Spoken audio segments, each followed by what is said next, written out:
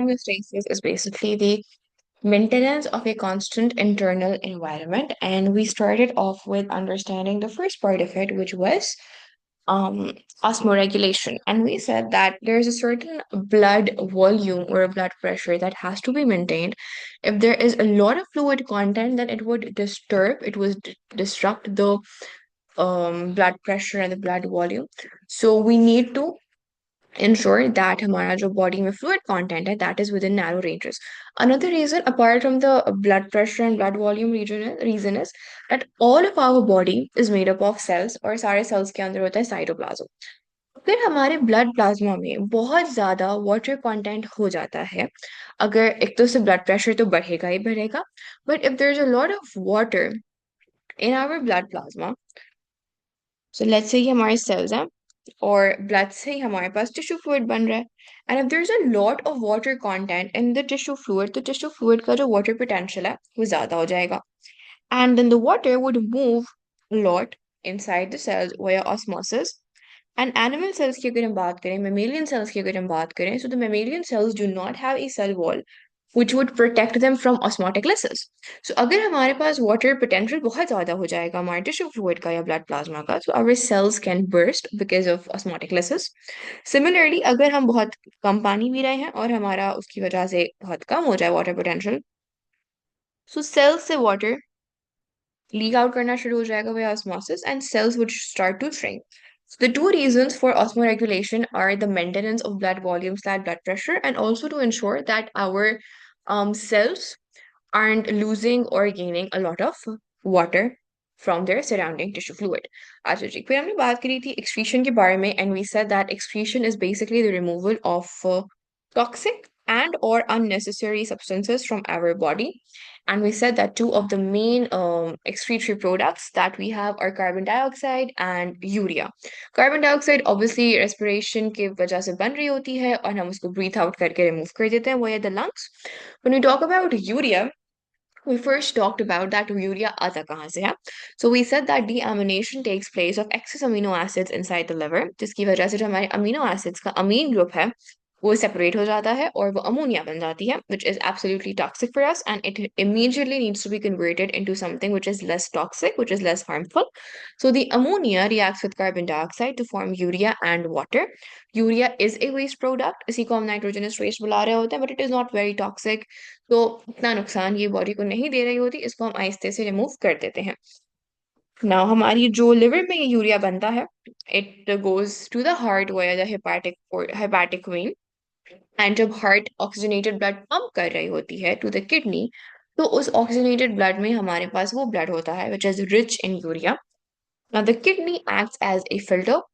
वो हमारा क्या कहते हैं, जो भी वेस्ट प्रोडक्ट्स हैं, यूरिया हो गए, एक्सेस सॉल्ट्स हो गए, they filter out all the waste and unnecessary products from the blood. That waste makes up your urine, and the filtered blood goes back into the heart via the renal vein. So, this is basically the pathway that urea takes, and this is where urine formation takes place. Then we started off with the anatomy of kidney, and we said that we have two kidneys in our body, the right kidney and the left kidney. Um, the kidneys are protected by a renal capsule. यहाँ पर is missing है. There is a renal capsule which is covering, protecting the kidney. It acts as a cushion. So it provides a cushioning effect to the kidney to protect it from any trauma, from any injury, from any harm. Then when we look into the internal section of the kidney, we divide the kidney into two halves. Not exactly two halves, but two sections. क्योंकि हमारे पास renal cortex होता है और renal medulla होता है. हमें renal medulla में renal pyramid नजर आ रहे होते हैं. सो ये जो रोज पेटल जैसे हमारे पास सेक्शंस हैं, ये हमारे रीनल पिरामिड होते हैं. एंड इवेंचुअली हमारे पास एक बल्जी एरिया होता है जिसको हम रीनल पेल्विस बुला रहे होते हैं. नाउ हमारे पास जो किडनीज हैं, यहाँ पर क्या बना, यहाँ पर let's say at this point urine has been formed. This urine is stored in the urinary bladder. So हमारे पास the tube, the hollow tube which is connecting the bladder and the kidney, that tube is known as ureter. तो जैसे हमारा urine बन जाता है, हमारे पास ये renal pelvis में आता है. This is the renal pelvis. Renal pelvis opens into the ureters. and the ureter carries the urine into the urinary bladder. And ये हमारे पास स्फिंक्टर मसल्स होते हैं, जब ये क्लोज्ड होते हैं तो हमारा ब्लैडर क्लोज रहता है, and when the urine has to pass out of the body these sphincter muscles relax and the urine exits the body from a tube called urethra. So this is basically our urinary tract and the journey of urine formation and urine exit from our body. This is what we covered in the last class. Any questions so far?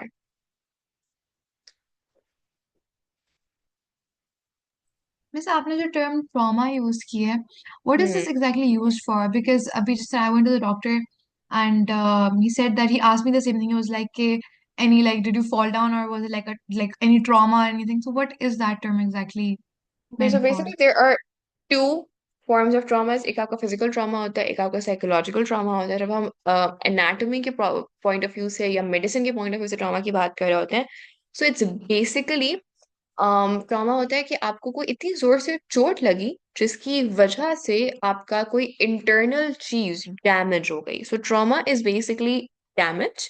Now that could be a physical damage, so उसको हम physical trauma बुलाते हैं. और अगर हमारे पास कोई क्या कहते हैं अम, ऐसा डैमेज है जो फिजिकली नहीं है बट आपके साइकोलॉजिकल डैमेज में आता है, तो वो आपका फिर साइकोलॉजिकल ट्रॉमा होता है.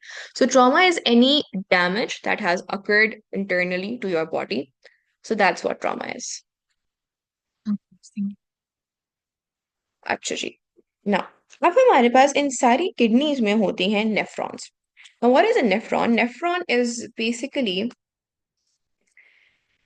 your structural and functional unit of the kidney. So this is your basic structural and functional unit of your urinary system or of your kidneys. Why is it the basic structural and functional unit? Can you guys tell me हमने kidney का जो function पढ़ा है वो क्या पढ़ा है? What does the kidney do? What is the kidney responsible for? Filters blood. Filtration of blood, urine formation, correct? So हमारे पास जो किडनी में यूरिन फॉर्मेशन हो रहा है या ब्लड फिल्ट्रेशन हो रही है वो एग्जैक्टली कहाँ पर हो रहा है? वो नेफ्रॉन में हो रहा है. सो हमारे पास नेफ्रॉन वो जगह है जहां पर हमारे पास फिल्ट्रेशन ऑफ ब्लड हो रही है, यूरिन फॉर्मेशन हो रही है. So nephron is basically that structure which is responsible for the task that we associate with kidney, and hence it is the basic structural and functional unit. हमारे पास nephrons बहुत ज्यादा होते हैं. हमारे पास मिलियंस ऑफ नेफ्रॉन्स होते हैं एक इंसान के अंदर. About a million nephrons are there in a single kidney. So हमारे पास one kidney has more than like 2 to 3 lakhs of nephron in one single kidney, और इसीलिए हमें नेफ्रॉन्स जो हैं वो किडनी का जब हम खाली स्ट्रक्चर देख रहे होते हैं उसमें नेफ्रॉन्स नहीं बने हुए होते. If you guys could observe, आपको लाइंस नजर आ रही होंगी, हल्की बहुत सारी रेडियल लाइन नजर आ रही होंगी, like there would be multiple of them. Can you guys see those lines in the renal pelvis? Sorry, renal pyramids. So these lines are basically your nephrons. और ये इतने माइक्रोस्कोपिक होते हैं और ये इतने ज्यादा होते हैं कि जब हम खाली एक cross section of a kidney देख रहे होते हैं उसमें अगर हम नेफ्रॉन्स बनाने बैठ जाएंगे तो हम नेफ्रॉन्स बना ही नहीं पाएंगे, because there are so many कि वो सारे अकोमोडेट नहीं हो पाएंगे. सो रीनल पिरामिड्स में आपको जहां जहां ये रेडियल लाइन नजर आ रही है ना, दैट इज अ नेफ्रॉन. ठीक है. अब अगर हम एक सिंगल नेफ्रॉन को देखें, so you see, if we look at a single nephron, ये हम चले थे पहले, हमने अपनी जो कहानी स्टार्ट की थी कल, we started off with two kidneys. फिर हमने किडनी का इंटरनल सेक्शन देखा था जिसमें हमने रीनल कैप्सूल देखा था. हमने कॉर्टेक्स देखा, मेडुला देखा, रीनल पिरामिड्स देखे, रीनल पेल्विस देखा. And then we said the renal pelvis is connected with the urinary, sorry, ureters, and ureter is connected with the urinary bladder. Bladder से urethra है. और लाइंस कौन सी रहमा, आपको ये लाइन नजर आ रही है हल्की सी silverish greyish lines on the renal pyramids. These lines are basically denoting nephrons. इन लाइंस के थ्रू nephrons है. अच्छा जी, अब अगर हम फर्दर इस किडनी के एक रीनल पिरामिड को देखें तो उस रीनल पिरामिड में बहुत सारे नेफ्रॉन्स होंगे और एक सिंगल नेफ्रॉन हमारे पास ऐसा दिखाई देता है ना. हमारे पास नेफ्रॉन्स की जो एनाटमी है, नेफ्रॉन्स की जो पार्ट्स हैं, उनका स्ट्रक्चरली भी समझना हमारे लिए इम्पोर्टेंट है और फंक्शनली भी समझना इंपॉर्टेंट है। आज we would be talking about majorly the structure and we would be discussing the Bowman's capsule and the glomerulus. हमारे पास अगर आप देखो, there is a single renal artery that is coming. Now, artery हमने पढ़ा है in transport in mammals divides into arterioles. Arterioles divide into capillaries. Capillaries then divide into venules and venules divide into vein. तो हमारे पास जो ये renal artery है, ये further divide किस चीज में हो रही होगी? रीनल आर्टीरियोल में हो रही होगी। और हमारे पास खाली एक आर्टीरियोल नहीं बनता, बहुत सारे आर्टीरियोल्स बनते हैं out of one single artery, because arterioles are basically branches of an artery. तो हमारे पास क्या होता है कि अगर हम एक नेफ्रॉन की बात करें, हम एक सिंगल नेफ्रॉन की बात करें, and please keep in your mind कि एक किडनी में मिलियंस ऑफ नेफ्रॉन्स होते हैं, लैक्स ऑफ नेफ्रॉन्स होते हैं। तो हमारे पास जो एक रीनल आर्टरी है वो पता नहीं कितनी ज्यादा आर्टीरियोल्स में डिवाइड कर रही होगी, बिकॉज हर नेफ्रॉन के पास आर्टीरियोल्स जाने के होते हैं। So this artery is going to divide into a lot of arterioles. Now, if we look at a single nephron over here, हमें एक cup-like structure नजर आ रहा है. So this cup-like structure is known as a Bowman's capsule. अच्छा, कुछ जगहों पर आप लोगों ने मेल्फिजियन कैप्सूल या मेल्फिजियन कॉर्पसल, रीनल कॉर्पसल भी इसका नाम सुना होगा. That is also the, अच्छा, that is basically Bowman's capsule and glomerulus collectively. Bowman's capsule और glomerulus को collectively बहुत जगहों पर renal corpuscle या फिर Malpighian corpuscle भी बुलाया जाता है. Let me write this down. So if you see a term like Malpighian corpuscle or renal corpuscle, so Malpighian/renal corpuscle is basically what glomerulus and Bowman's capsule are collectively called.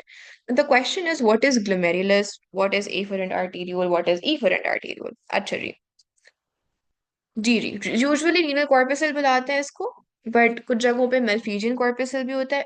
The thing is, renal corpuscle and Bowman's capsule aren't the same thing. Bowman's capsule collectively with the glomerulus are called as renal corpuscle or Malpighian corpuscle. ठीक है. अच्छा जी, हमारे पास एक renal artery है. ये renal artery से arterioles निकल रहे हैं. हमारे पास दो तरह के आर्टीरियोल्स होते हैं. एक होता है एफरेंट आर्टीरियोल विद इन ए, एक होता है इफरेंट आर्टीरियोल विद इन ई. ना हमारे पास सबसे पहले एफरेंट आर्टीरियोल में ब्लड जा रहा है. ठीक है. एंड यहाँ पर हमें एक इस तरह का क्लस्टर नजर आ रहा है. This cluster is basically a network of capillaries, जिसको हम क्या बुला रहे होते हैं, जिसको हम बुलाते हैं ग्लोमेरुलस. ना हमारे पास जो ये ग्लोमेरुलस है, जहाँ पे ये कैपिलरीज हैं, यहाँ पर ब्लड जाएगा. एंड हमारे पास इधर पे इसी पॉइंट पे, this very point is where filtration would take place. So glomerulus and Bowman's capsule, यहाँ पर एक filtration barrier होता है जिसको हम डिटेल में पढ़ेंगे इंशाल्लाह. But this is the point where the blood gets filtered. Now अब हमारे पास क्या होगा, यहाँ पे filtration हो रही है. जो हमारे पास unnecessary चीजें हैं, जो हमारे पास waste material है, waste material में हमारे पास क्या क्या आ जाता है? Yes, the blood is entering inside the glomerulus through the afferent arteriole. Yes. हमारे पास वेस्ट क्या क्या, हमारे पास अगर हम ब्लड को देखें, तो ये ब्लड आ रहा है, इस ब्लड में कुछ वेस्ट सब्सटेंसेस होंगे और कुछ हमारे पास होंगे useful substances. So let's make a list of the waste substances and the useful substances. हमारे पास वेस्ट में आ जाता है यूरिया, एक्सेस वाटर, और हमारे पास आ जाता है एक्सेस सॉल्ट्स, और यूजफुल चीजों में हमारे पास होते हैं हमारे glucose,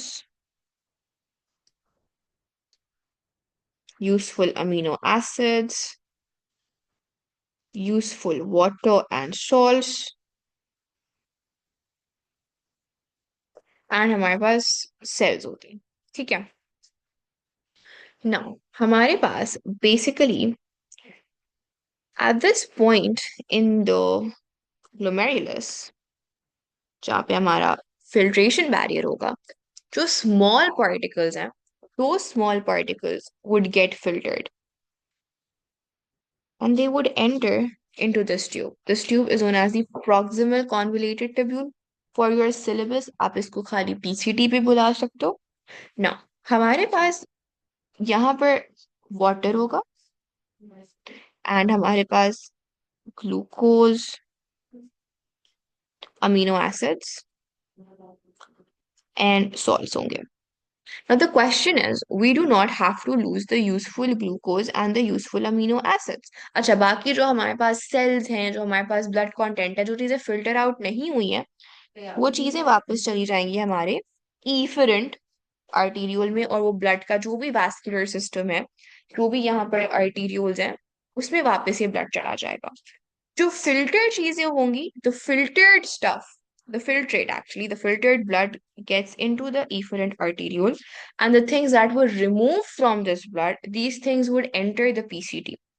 Now, in the PCT, the reabsorption of useful substances would take place. Glucose and amino acids are useful. We do not want to lose them. We do not want to get them out of the system. So they would be reabsorbed.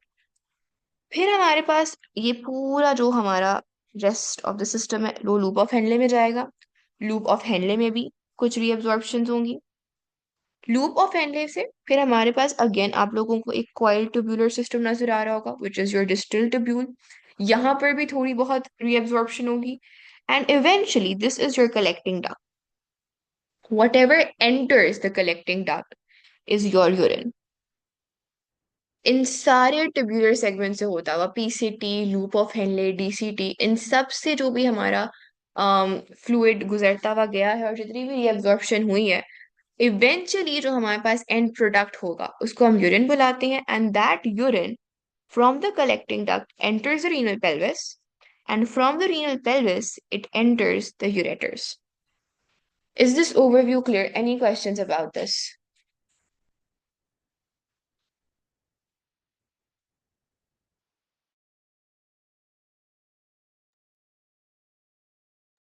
ऐसा थोड़ा सा सिर्फ efferent और efferent वाले का बता सकते हैं?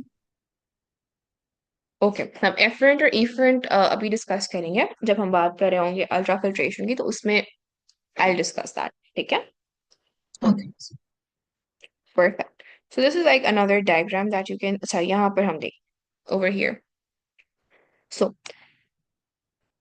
This is the afferent arteriole, this over here is your efferent arteriole. सही है। अब सी, हमारे पास एफरेंट आर्टेरियोल से जो ब्लड है that is coming from the renal artery, that enters from the afferent arteriole, और ये हमारे पास ग्लोमेरुलस है जो कि हमारे पास कैपिलरीज है, और यहाँ पर हमारे पास एक फिल्ट्रेशन बैरियर एग्जिस्ट करता है। जो चीजें हमें रिमूव करनी है, they enter into the proximal convoluted tubule। तो हमारे पास convoluted का क्या मतलब है? convoluted का मतलब होता है coiled। यू कैन सी कि हमारे पास नेफ्रॉन का कुछ जो ट्यूबुलर सेगमेंट है वो कॉइल्ड है, और जो लूप ऑफ हेनले है it is not coiled. Proximal और डिस्टल का क्या मतलब होता है? प्रॉक्सिमल का मतलब होता है पहले, तो पहले आ जाए, और डिस्टल का मतलब होता है बाद में। तो the coiled segment which comes first is known as the proximal convoluted tubule. फिर हमारे पास एक लूप ऑफ हेनले आता है जिसमें हमारे पास कोई कॉइल्ड सेक्शन नहीं होता, और फिर हमारे पास डिस्टिल कॉन्वोल्यूटेड ट्यूब्यूल होता है ना। हमारे पास द एफरेंट आर्टीरियोल से blood is going inside the glomerulus, और इफरेंट आर्टीरियोल से जो हमारा फिल्टर्ड ब्लड होता है, this is your filtered blood, this is your unfiltered blood. So filtered blood जो है वो इफरेंट आर्टीरियोल के थ्रू एग्जिट होके आपके आर्टीरियोल्स में आ जाता है, और उसके बाद eight this point over here हमारे पास और भी ज्यादा कैपिलरीज होती हैं। हमारे पास सिर्फ ग्लोमेरुलस कोई खाली कैपिलरीज नहीं होती, बल्कि यहाँ पर एक क्वेश्चन रेज हो सकता है कि हमारे पास तो कैपिलरीज के बाद वेन्यूल्स आती हैं। सो ग्लोमेरुलस दो आर्टीरियोल से कैसे कनेक्टेड है? So glomerulus is basically a specialized capillary segment जो कि दोनों एंड से आर्टीरियोल से कनेक्टेड है, और फिर ये आर्टीरियोल्स जो हैं ये जारी होती हैं। ये हमारी बीच में कैपिलरीज हैं जो कि वेन्यूल्स को उसके साथ कनेक्ट करी होंगी। So glomerulus is basically a specialized kind of capillary जिसके दोनों एंड्स पे आर्टीरियोल्स होते हैं।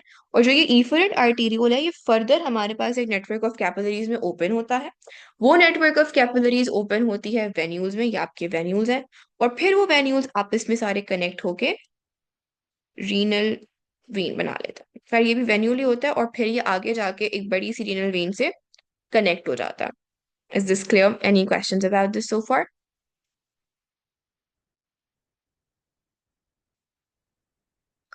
Yes, and the first 15 minutes of mine you can see from the recording as well. You were just discussing the structure of nephron. Okay, so हमने nephron को understand कर लिया है। अच्छा, I can repeat that. So Anka, till here you were with me कि हमारे पास glomerulus एक ऐसी कैपिलरी सेगमेंट होता है या सेक्शन होता है जिसके दोनों एंड्स पे आर्टीरियोल्स होता है। तो arterioles would always open into a capillary somewhere, right? And then those capillaries would connect with the vein. So हमारे पास एफरेंट आर्टीरियोल से हम गए ग्लोमेरुलस, ग्लोमेरुलस से हम चले गए इफरेंट आर्टीरियोल में। यहाँ पर कोई बीच में वेन्यूज नहीं आई है। So this efferent arteriole would then move downwards, और भी हमारे पास क्या कहते हैं वेसल्स होती हैं इन द नेफ्रॉन, जो कि हमारे लूप ऑफ हेनले के पास होती हैं। वहां पर हमारे पास क्या कहते हैं कैपिलरीज होंगी। The efferent arteriole would connect with those capillaries, the capillaries would then connect with the venules, और फिर वो हमारे पास रीनल वेन से कनेक्ट होके बैक टू द हार्ट जाएगा। Is this now clear?